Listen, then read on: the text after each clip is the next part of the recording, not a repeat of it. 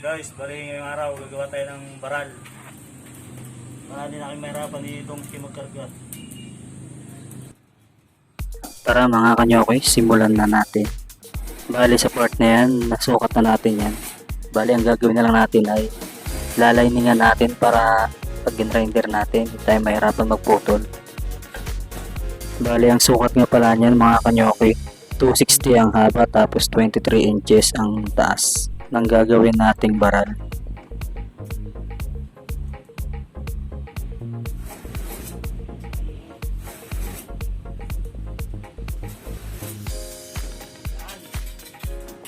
At yan nga, huwag na natin patagalin pa, simulan na natin putulin yan nang maikabit natin yan agad.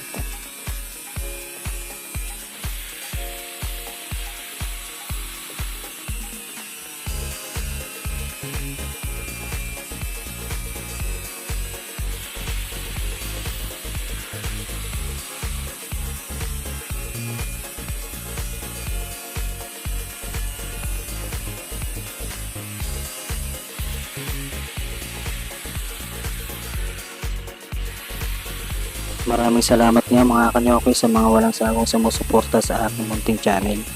At sa mga hindi pa po nakapollow dyan, pakipollow na rin po. Maraming salamat po.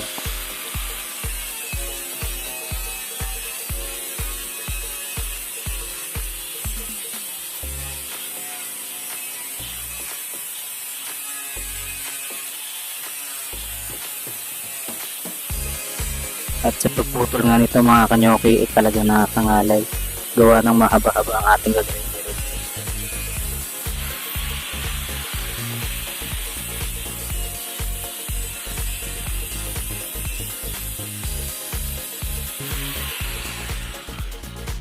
At yan nga, natapos na nga nating putulin yan. At syempre diretso welding na tayo dyan mga kanyokoy. Bali sinurkat ko na yun para hindi na tayo umaba ang ating video.